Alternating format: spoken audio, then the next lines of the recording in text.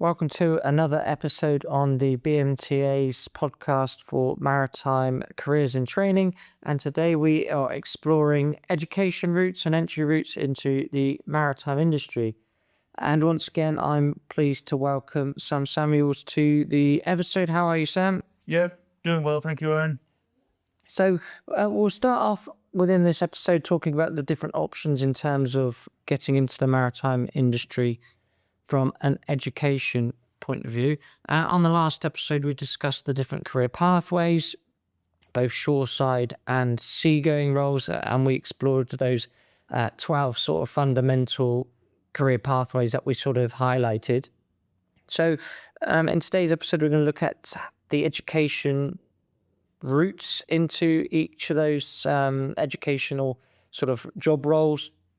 And we'll just give an overview of each, and then we'll sort of have a look at the different course types that are available, where you can study those courses, and our personal opinions on the pros and cons of each. So just to start with cadetships. Sam, do you want to just give us a brief overview of what a cadetship is, what it looks like, and we'll talk about our own sort of experiences with those.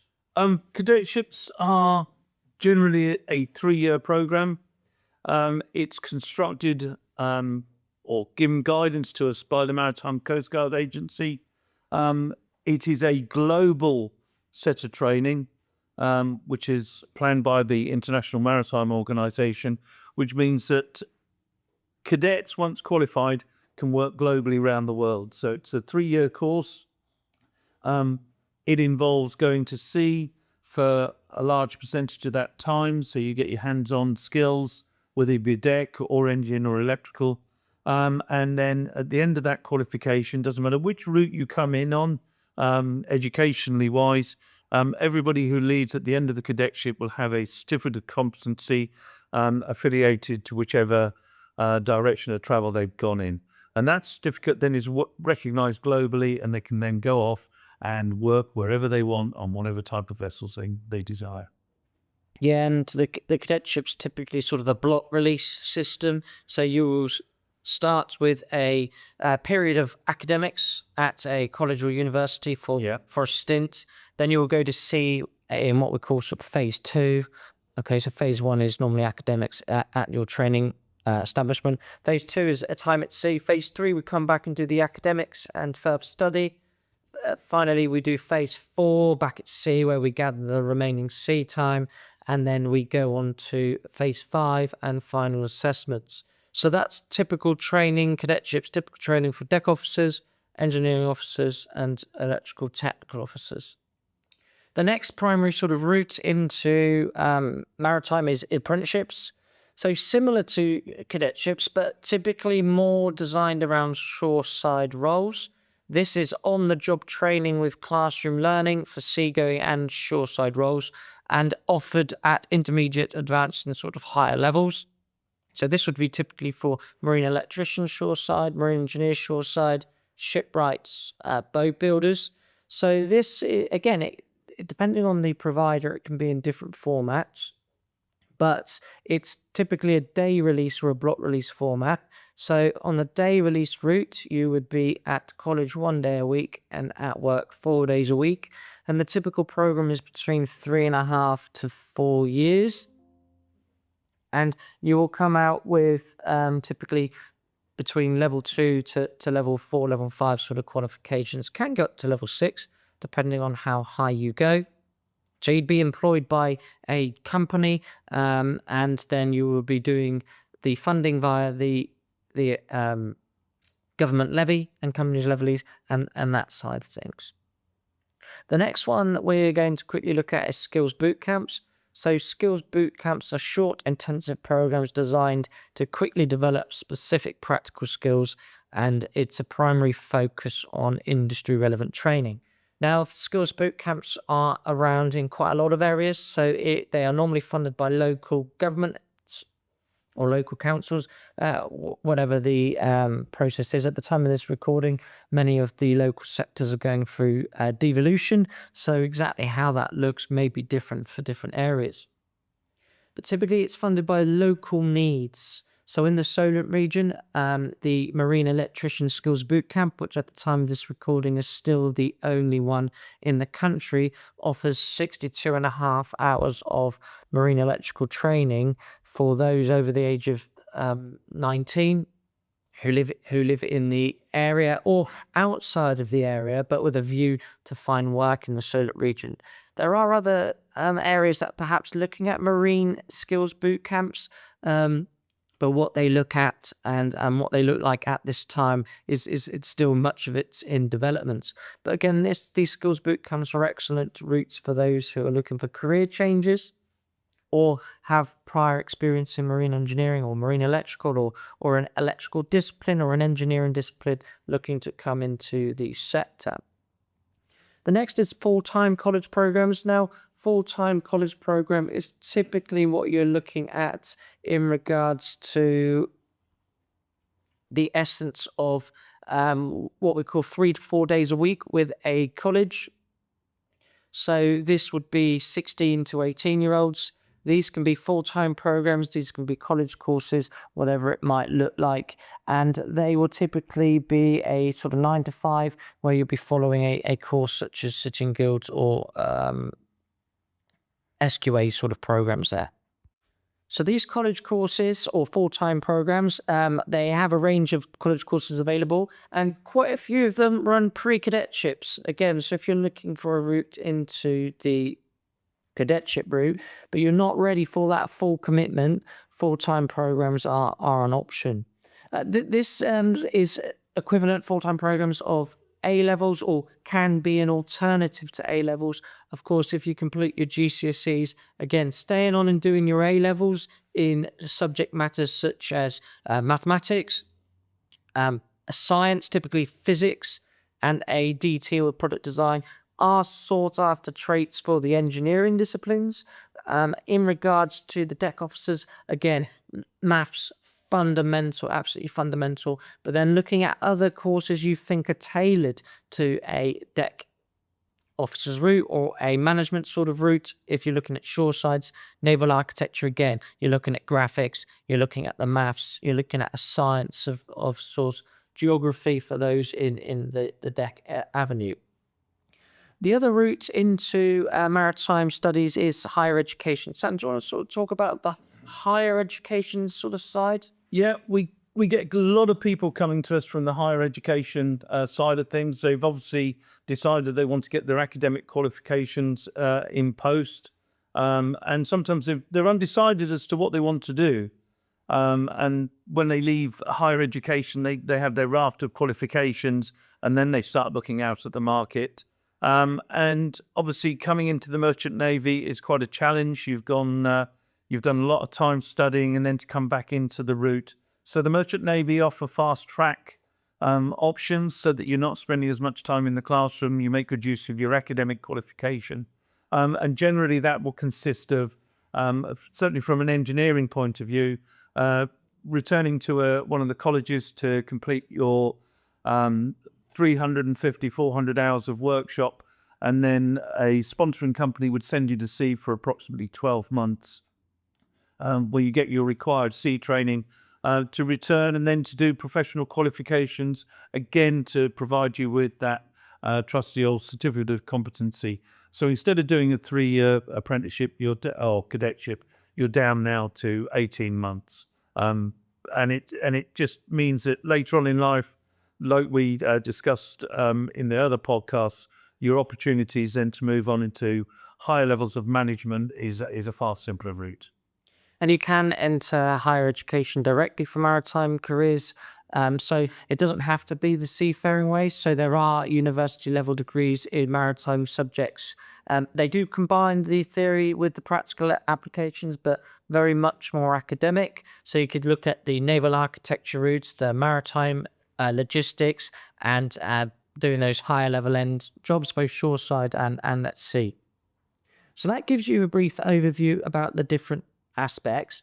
So now we're sort of going to go into each one in a little bit more detail. So cadetships. So in essence, as we sort of mentioned, cadetships is a employed route, typically via a company, or a charity where they are going to sponsor your training. Now, the money comes primarily from smart funding.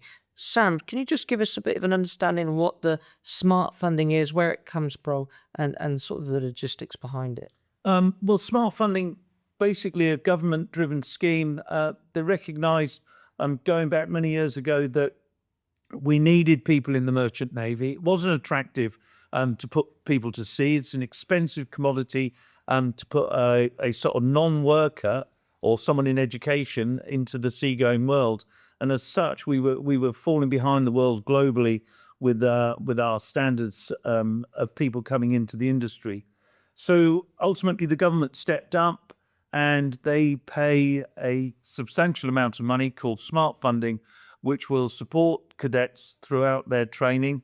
So it means that when a cadet comes in, as long as they're sponsored by one of these companies drawing down on smart funding, the cadet will have no responsibility for paying for their education, paying for their sea time, and in fact, they will get a small but sustainable bursary throughout their 3-year cadetship. And it encourages people then to step into it. So it separates away from someone else who goes to university or college where they're having to fund their own fees. A cadet can walk through the door and actually have their fees paid for. I think that's the key thing here.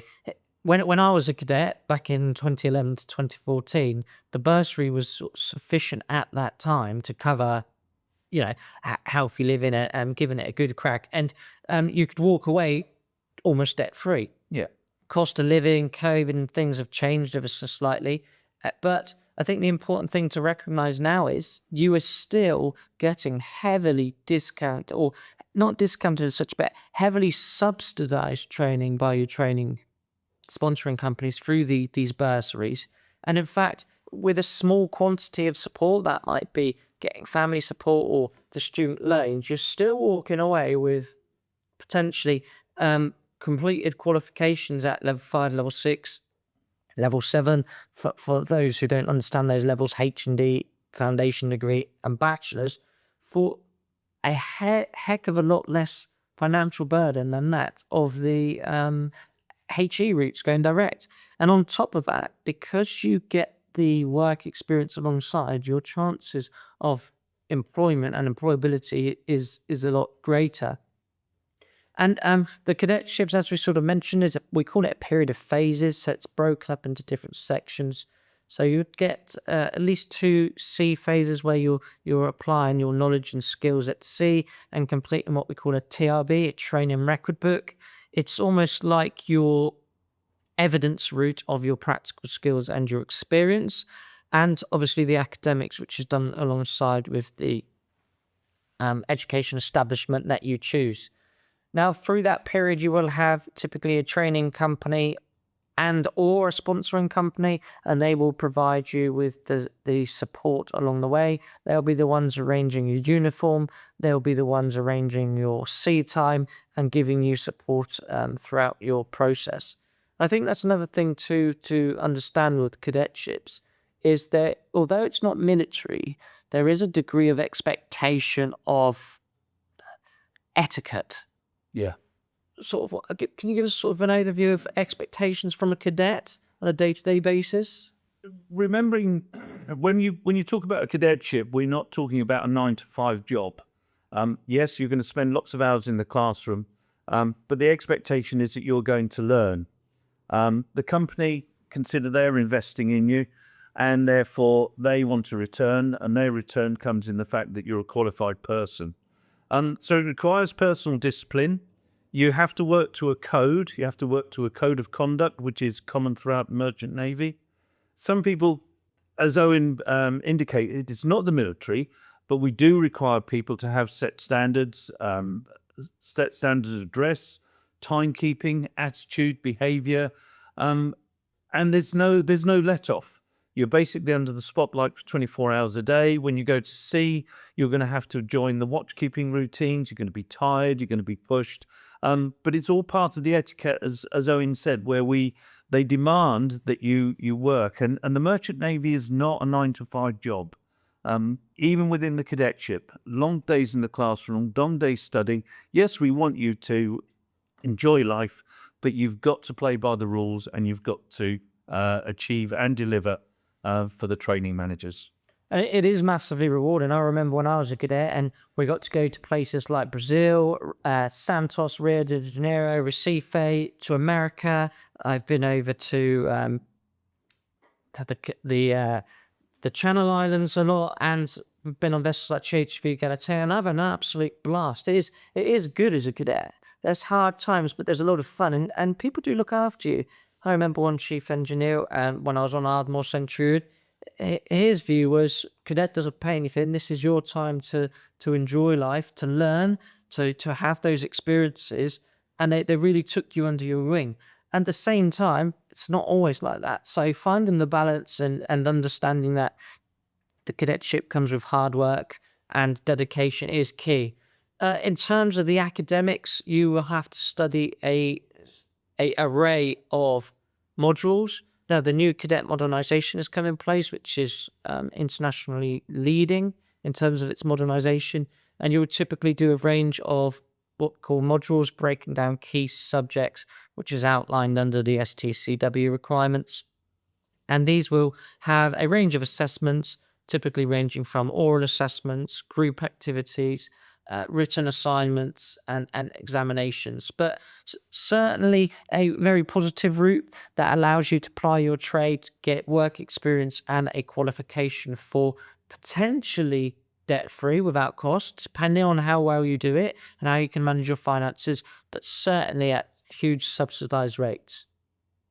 So moving on to apprenticeships. So to give a bit more detail here, so apprenticeships are typically sort of delivered at level 2 to level 3. They do go above at level 4 and 5, but again, more tailored to sort of shoreside options. So level 3 boat builder, for example, level 3 marine electrician apprenticeship, level 3 marine engineering apprenticeship. These are the typical type of things. These will be normally a EAL qualification, City Guilds qualification, SQA, those type of levels. And as I mentioned, they will either be day release or block release. So day release, you will do 4 days a week with your employer and a day at college. And these are typically study requirements. You will be at the college with like-minded people, and you will be working alongside your job paid. So all your training's paid. You get a salary in line with the apprenticeship minimum wage. Typically, it depends on your age at the rate you go up, and in terms of pay rises each year.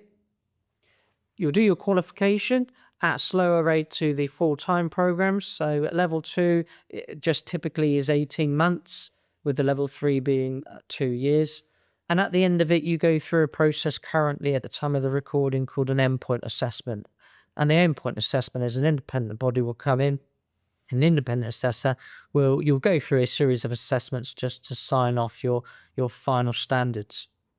So all of these apprenticeship standards are written in conjunction with industry experts, and it will go through to and ratified by an institute called IFATE. Now, IFATE are the ones who will ascertain with trailblazers, with local employees, what we call key skills and behaviours. And that is what you're training towards, and that's what you're assessed at the end. You're assessed on knowledge, you're assessed on skills, and you're assessed on behaviours. And over a period of your apprenticeship, you will build these key skills up, you will build these knowledge and behaviours up, and then at the end you will go through that process and ascertain what's going on. Apprenticeships are another really good route to take, particularly those who want to be paid to learn and get that work experience in. However, apprenticeships are a incredibly competitive market. Okay, they are seen as a bit of the creme de la creme route in terms of shoreside, but they're not for everyone. It's not always the right route straight away. Yeah, we'll talk a little bit about that in a minute with full-time programs. But a lot of people dive into apprenticeships and they seem like a great idea, and then they want to go off on another route. For those who are certain on their choices, again, very, very good. And the qualifications are well recognised from apprenticeships with clear pathways into the long-term maritime careers. Can I just add as well, I think because you're working for an employer, they've got a vested interest in getting the best out of you. And as such, they will expect a return from you as well. Good companies will pay you additional over the top of the basic money. So it is worth shopping around to see where you're going to go. But ultimately, they know exactly what they want, and therefore they will train you in that direction. And therefore, at the end of your apprenticeship, the chances of you being taken on for full-time employment is massively increased. Yeah. Skills boot camps, we'll just quickly go over a few added points on this. So skills boot camps are free, flexible courses of up to 16 weeks for adults aged 19 and over. And they're primarily aimed at, as we mentioned, delivering training that is co-designed with employers to respond to skill shortages. Now, for those who are independent learners looking for a career change or self-employed, the program is free. However, those who are part of an SME, the contribution requirements are 10%, and those of a large employer is 30%. Basically, at the heart of it, the skills boot camps are designed to support adults to retrain and upskill in local priority sectors, ultimately leading to supporting economic growth. As I mentioned, BMTA do run the only one at the time of the recording in the country, the Marine Electrician Skills Bootcamp, and this is a prime example of the positive impact these short intensive training courses can have, with lots of companies using this to upskill their marine engineers and those looking to transfer from domestic electrics or motor mechanics into the industry. And it is, and the course has been recognised both locally, regionally by Maritime Solent, who we've worked very closely with, and national interest as well. But there are other skills bootcamps available in digital skills, marketing, even HGV driving. So there's lots of opportunities there in the skills bootcamps. Full-time programs. So this is where I would say full-time programs have a real good place. If you're not 100% sure of what you want to do, and you don't want to fully commit into things such as apprenticeships, cadetship straight off the bat, doing something like a full-time program is really key. Also, if you haven't done that well at school and you've struggled academically, a lot of people don't find their niche, they don't find their ways. You know, they don't like the mathematical subjects. They might not like the balance of school, the uniform and everything. Certainly full-time programs at colleges is a great way forward. They range from courses from level 1, which is sort of just below GCSE level, level 2 GCSE level, and level 3 moving forward in lots of different disciplines. The beauty of this is it's typically 3 to 4 days a week. You can get work experience alongside the full-time courses, and you typically do a level 1 or a level 2 or a level 3 in 1 to 2 years. Typically level 1 and level 2 are 1-year courses, but with the introduction of T levels, again, it can move into sort of 2-year range. But again, it can be a great way for you to have a taste of different disciplines. You could do a year of engineering, perhaps move on to maritime, potentially look at electrics, and apply your trade and understanding before making let's say, a more of a commitment towards a career pathway. And what I would say is having that period between the ages of 16 to 18 of growing up before having that commitment to a career pathway can be hugely beneficial. And like you said, Owen, one of the problems you have is people at school, we just get given the lessons, we learn them, they've got no relevance to life, or so we see them. But if you've got an interest in, say, an area such as maritime, and you do a course which has got engineering, all of a sudden you will see that the maths has some relevance. And all of a sudden the shutters come up, the barriers drop down, and you can see why you need to have certain maths. If you're just at school doing it to pass an exam, has no relevance. And I speak from my own experience and other people I've spoken to who've gone off and done these courses. And like Owen said, all of a sudden, don't know what you want to do, don't want to commit, but see something, the light comes on and you're enthused by it. So these courses are good to drive you and give you some focus and some direction without being tied into something longer term. And I think certainly the pre-cadetships, which typically fall under the full-time programs, if you're thinking about a cadetship, I would strongly recommend having a look at those as an option. For some of those who are academically available, you can just jump straight in. But those who aren't quite sure, pre-cadetships are a great way of setting a tone of expectation and what's to come. So just give you sort of an idea, level 1 programs tend to be introductory, aimed at beginners, providing basic skills and knowledge in maritime operations, safety, workplace practices.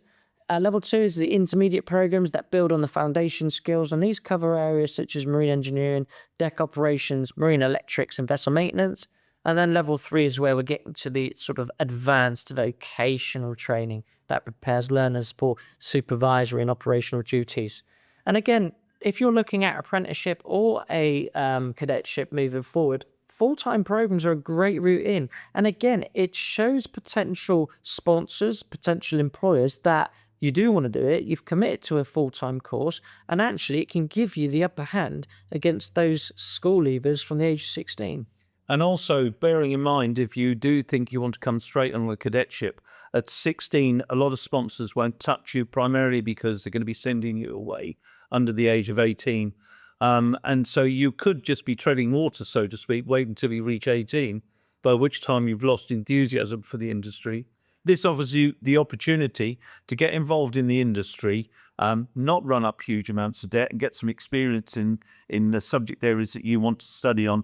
And then when you're ready, you jump across and you can go straight into the industry, and as such will be able to go to sea as a 18-year-old or as an adult and do everything they require of you.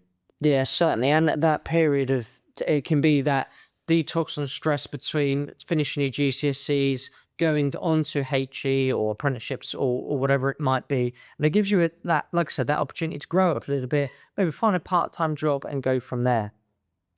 So that finally takes us on to higher education. Now, the mainstream higher education, it is very different. Okay, so in terms of the university studies, the timetables will be lighter. There'll be a much greater expectation on you to do self-study, portfolios, assignment work, and it is a different world.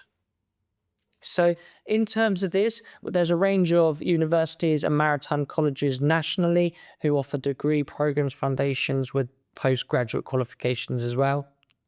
These do tend to be at the higher end in terms of technicality and understanding. They are a lot more academic. And again, they can push you into this higher level management and sort of higher paying roles and experiences.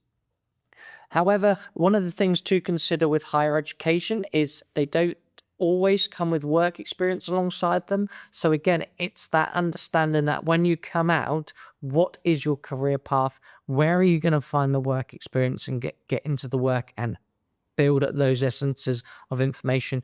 But certainly you are going to be demonstrating theoretical study with practical. You're going to build those skill sets of research, high technical writing, and higher levels of understanding.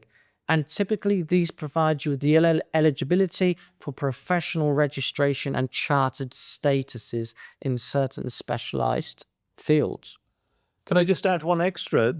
We've talked about the sort of civilian side of the industry, but just as a sideline, for those wanting to go into the Royal Navy and certainly coming down the officer route, there are many higher level education routes which the Royal Navy offer, which will put you into a college or university globally, and you'll get your qualifications accordingly, and then your chances of being taken on by the Royal Navy are greatly increased. So again, a good bit of market research, talking to the careers office in that sense, could help you. So as I sort of wrap this up, I think it's important for us to have a bit of reflection, and we're just going to quickly look at each of those topics again, but now we're going to sort of talk about the key benefits and not negatives, but things to be aware of. Okay, so cadetships, to summarize, key benefits, Sam. Key benefits: paid whilst training, opportunity to travel, very good chance of getting the job at the end. Yeah, I'll add to that hands-on sea experience, professional certification, globally recognized quals. Things to be aware of? Certainly learn to live away from home, can be quite difficult. higher educational demands. There's a high level pass, and therefore you're under pressure, and you're not paid a fortune. A couple of things I'd like to add to that is, obviously, if you're not comfortable with authoritarianism or those telling you potentially what to do, it's something to consider. And for those that aren't 100% sure, don't commit to a cadetship until you are, because if you do leave, some companies will ask for you to reimburse the finances that they've committed into you, and you can then lose access to the smart funding if you then want to do it again in the future. Apprenticeships, so key benefits: earn while you learn, practical skills, typically industry recognized qualifications, and more often than not, a guaranteed job at the end. Definitely more chance of being employed. And I'd add some downsides to it. Again, for those of you looking for the financial side of it, you're not going to be rich. You have to shop around to make sure you get the right apprenticeship. And as much as Owen said, if you decide to change track halfway through, funding could be lost. So you have to be sure it's what you want to do. Yeah, and certainly the other thing to recognise is the endpoint assessment at the end, and having that awareness that you are going to have the pressure at the end of a external assessment. Skills bootcamps, key benefits: fast track entry into employment, hands-on training, targeted skills development. And again, a lot of these courses can be flexible. Downside, you're not going to get the full training scope that you will gain in terms of other avenues such as apprenticeships and cadetships. And you need to be aware that you do need underpinning skills, particularly with the maritime sector, if you're looking for marine electrician, due to the nature of the program. However, they can be fully funded depending on your eligibility. So again, I think skills bootcamps are a really, really good option. And it increases your employability options. Yeah, diversifying your skill set, which is always a key sort of element.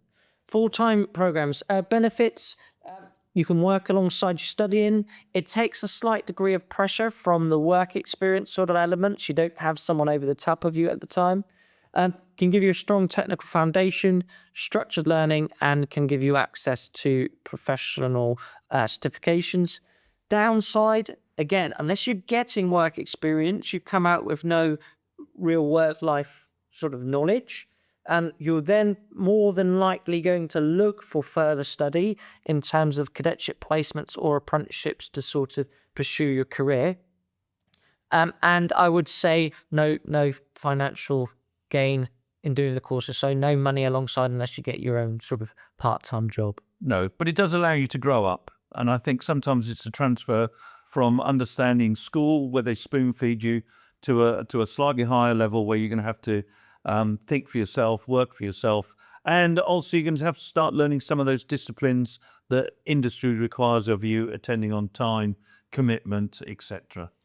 And then finally, higher education. So the benefits: advanced knowledge, very high level of knowledge, research opportunities, as that's what your sort of key interests are, and you can certainly get eligibility for professional registration, so much higher level.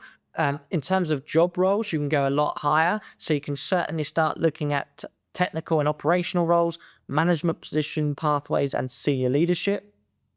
Downside of HE, it's the financial aspect. Got to be money every time. Yeah, so again, it's weighing up that outcome. So typically, I think it's just over 9,500, I believe, a year, or in that remit. However, there are bursaries, there are student finance, etc., and the repayments are dependent on financial income, etc., and you can get grants depending on your situation. So that is sort of an overview of educational pathways. If you'd like to gain more information, please do go to the britishmaritime.co.uk website and go to careers, where you can have a look at the educational pathways in more detail. And we do offer some guidance on different types of course names and pathways. So just again, we've got level 3 surface finisher, level 6 marine surveyor. So all of those details are on the website. They're not complete. And again, we don't recommend any course other than the other, or any training establishment. We're just offering guidance and awareness of what is out there. Finally, if you have enjoyed this podcast and this episode, as always, please do feel free to offer any donations to our charity of the year. Just go to the britishmaritime.co.uk/podcast and go to the bottom of the podcast page and press donate, and it will take you to the Just Giving page to give anything that you can afford or you wish to give to our charity of the year. We don't take any money from these podcasts. We just want to raise awareness and support those looking for career and training advice in the maritime industry. And that draws us to a close. Thank you very much, and we'll see you next time.